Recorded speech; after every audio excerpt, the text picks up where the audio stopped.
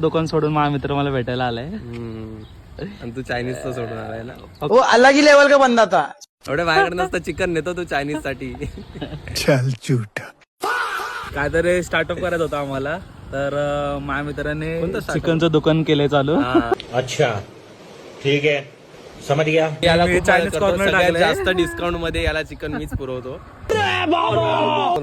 Thank you भावा, स्वस्त chicken देतो. बोनलेस चिकन घ्यायचं असेल, कलेजी भेटा पाहिजे असेल तर सगळं भावाकडे मी याला देतो. मोस्टली मी याला फुकट मध्येच द्यायचं बघतो. खाओ माँ कसम. कॅश आहे माझा पण.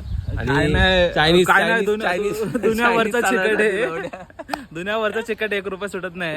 अरे यहाँ ऐसा ही होता है. शेवटी तो माझा भाऊच आहे, त्यामुळे स्वस्त मी त्याला चिकन देतोय स्वस्तात देतो. सध्या. बघा पूर्ण मला त्याला बल्क ऑर्डर मिळतो.